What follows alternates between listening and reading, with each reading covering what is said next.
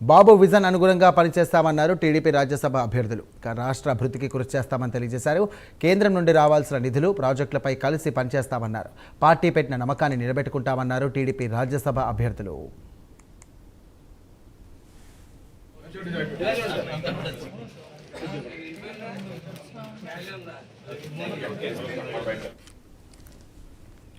TDP Rajya Sabha అభ్యర్థులు nomination వేశారు. అమరావతిలోని అసెంబ్లీలో సానా సతీష్, అలాగే భాష్యం రామకృష్ణ, చింతకాయల విజయ్ నామినేషన్ దాఖలు చేశారు. ఒక్కొక్కరు 2 సెట్ల నామినేషన్లు దాఖలు చేశారు అభ్యర్థులు. ఇక రాజ్యసభ అభ్యర్థులను టీడీపీ ఎమ్మెల్యేలు, నాయకులు సత్కరించారు. ఇక అంతకుముందు అమరావతిలోని టీటీడీ ఆలయంలో టీడీపీ రాజ్యసభ అభ్యర్థులు పూజలు చేశారు. టీడీపీ ఆఫీసులో ఎన్టీఆర్ విగ్రహానికి ఘన నివాళులర్పించారు.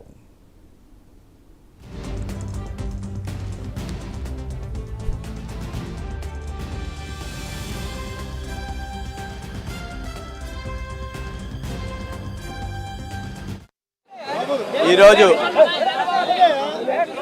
తెలుగుదేశం పార్టీ అధినేత శ్రీ నారా చంద్రబాబు నాయుడు గారు, మా వర్కింగ్ ప్రెసిడెంట్ నారా లోకేష్ గారు అన్ని వర్గాలని, అన్ని ప్రాంతాలని సమతూకంగా చూస్తూ ఒక మంచి 3 రాజ్యసభ సభ్యుల్ని ఎన్నుకోవడం జరిగింది.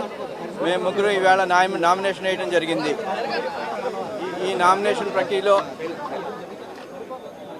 మా పార్టీ మా మీద ఉంచిన బాధ్యతల్ని మేము సమర్థవంతంగా నిర్వహిస్తామని చెప్పి తెలియజేస్తూ, తెలుగుదేశం పార్టీ ఎప్పుడు అన్ని ప్రాంతాలని, అన్ని మతాలని, అన్ని కులాలని సమానంగా చూస్తుంది.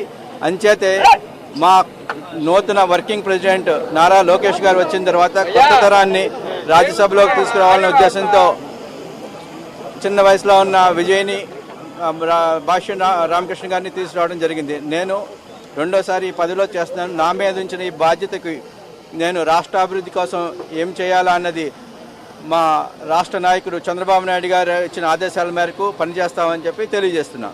మేము సహచర ఎంపీలు అందరితో కలిసి మరి చంద్రబాబు గారి విజనరీ ఎలా ఉంటుందో అందరికీ తెలిసిందే. దానికి తగ్గట్టుగా ఆ వేవ్ లెంత్ అందుకునే విధంగా మేము కూడా కష్టపడి మరి అందరం రాష్ట్రానికి కావాల్సిన నిధులు కానివ్వండి, ప్రాజెక్టులు కానివ్వండి తీసుకురావడానికి మరి సమిష్టిగా కృషి చేస్తామని తెలియజేస్తున్నాం.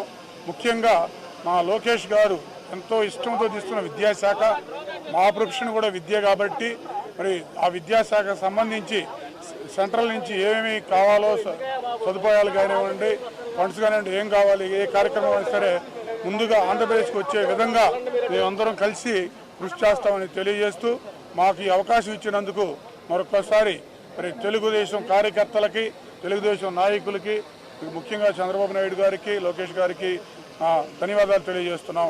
చరిత్రలో నిలిచిపోయిన రోజు. ఎందుకు నీ మాట అంటున్నానంటే, నారా చంద్రబాబు నాయుడు గారు నేషనల్ పార్టీ ప్రెసిడెంట్ వర్యులు, అలాగే నారా లోకేష్ గారు వర్కింగ్ ప్రెసిడెంట్ వర్యులు, ఈరోజు పల్లా శ్రీనివాస్ గారు రాష్ట్ర అధ్యక్షులు, అందరూ కూర్చొని ఈరోజు ఎట్టి పరిస్థితుల్లోని అన్ని వర్గాలకి న్యాయం చేయాలనే ఏకైక ఉద్దేశంతో బీసీల్లో యువకుడన్న నాకు ఈ అవకాశం ఇవ్వడం అనేది ఇది పార్టీ మూలం. అంటే పార్టీ రూట్స్ ఏంటంటే, ఎన్టీ రామారావు గారు స్థాపించినప్పుడు బీసీలకి అతి పెద్దపేట వేసి వెన్నుముక్కలా నించోపెట్టారు ఆయన. ఈరోజు నారా లోకేష్ గారు వర్కింగ్ ప్రెసిడెంట్ అయిన తర్వాత మొన్న మహానాడులు వేదిక మీద ఎంతో మంది యువకులు, ఎంతో మంది కొత్త మొహాలు వచ్చి మాట్లాడుతున్నప్పుడు, గలవెత్తుతున్నప్పుడు ప్రతి కార్యకర్త కూడా ఎంతో సంతోషపడ్డారు. ఈరోజు నేను కష్టపడినందుకు బీసీ సామాజిక వర్గం నుంచి నన్ను నారా లోకేష్ గారు, నారా చంద్రబాబు నాయుడు గారు పెద్దల సభలో మాట్లాడాలి, తన